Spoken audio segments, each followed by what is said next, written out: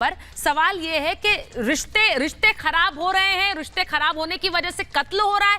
आप किसी भी तरह के कत्ल को रिश्ते खराब होने की वजह से कैसे जस्टिफाई करेंगे कि ये रिश्ता खराब था इसीलिए गुस्से में आकर आवेश में कत्ल कर दिया? नहीं, कत्ल, मर्डर इज मर्डर। एब्सोल्युटली कोई भी क्राइम है और कत्ल जिसमें इतना ज्यादा जघन्य अपराध हो जहां पर टुकड़े करके और साजिश के तहत आप उसको छुपाने की भी कोशिश कर रहे हैं, तो ऐसे अपराधों को तो खुलकर बात होनी चाहिए और किसी भी तरह का बचाव हम उसकी साइकेट्री को या किसी भी चीज को देकर हम कहीं ना कहीं इस तरह के क्रिमिनल्स को एक बचाव दिया जाता है। मुझे लगता है ऐसे बचाव की जरूरत नहीं है।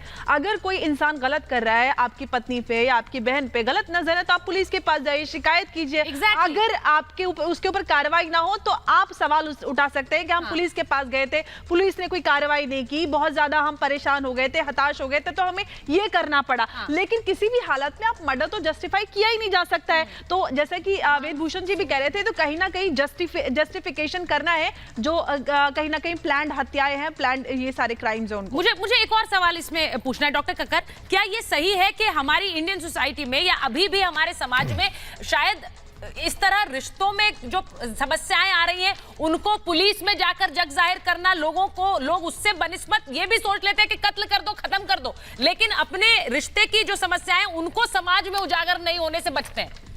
देखिए, एक तो मैं पहले आपने जो कहा अमेरिकन साइकेट्रिक एसोसिएशन के अगर आप पूरे पढ़ेंगे ना जो बीमारियां, आप सब देखेंगे कि यहाँ पे सब लोग बीमार हैं।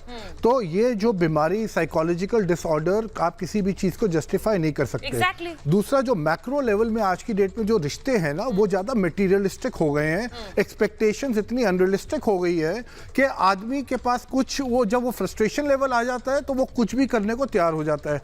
तीसरी बात यह है कि आप कंपेयर करते हैं एक दूसरे से। चौथी बात यह है कि जब आप पुलिस के पास जाते हैं कई बार, तो पुलिस कई बार आपको खुद ही वापस भेज देती है, चलो छोड़िए अभी घर में सब खुद ही संभाल लीजिए सभी।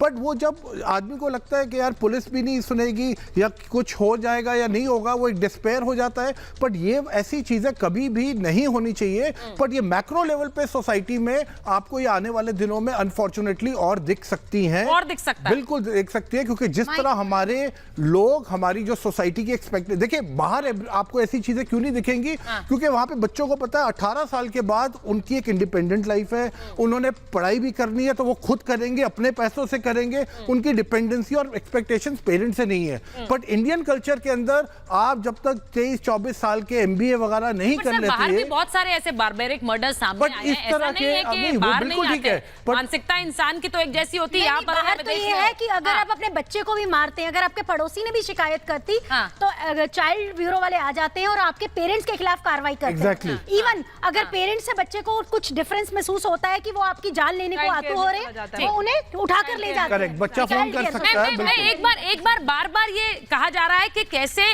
गुस्से में या आवेश में आकर ये हत्या की गई। ये शातिर प्लानिंग दोनों ही हत्याओं में कैसे थी, मैं एक बार जरा बताना चाहती हूँ। आज का जो हत्याकांड सामने आया, वहां पर आफ्ताब ने शव से बदबू ना आए इसके लिए ब्लीच का इस्तेमाल किया था। यहां पर हत्या के बाद घर को पेंट करा दिया गया कि पेंट की स्मेल की वजह से खून की या शव की स्मेल नहीं आएगी, उसकी बदबू नहीं आएगी। यहां टुकड़े रखने के लिए फ्रिज खरीदा था इन्होंने, जो घर का फ्रिज था उसमें ही शव के 6-10 टुकड़े करके उन्हें रख दिया, उन्हें बहुत दिनों तक रखा और उसके बाद एक एक करके डिस्पोज ऑफ किया। यहां पर सिर काटकर आफ्ताब चेहरे से बात करता था, यह आप लोगों ने सुना।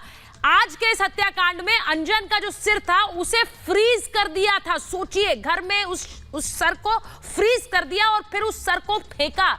यहां ये चीजें इसलिए बताना जरूरी है कि ये कैसे प्लानिंग के तहत, क्योंकि जब आज के इस हत्याकांड में जब बेटा दीपक, जो सौतेला बेटा था, वो गया घर में, तो यह भी बताया जाता है कि उसने पहले से ये कोशिश की कि घर में जो उसकी बहन है वो घर में ना रहे, जिससे कि वो जाकर जब कत्ल करे तो उसके बाद कत्ल के बाद सबूत मिटा भी सके। अब मेरा सवाल यह है वेदभूषण जी कि ये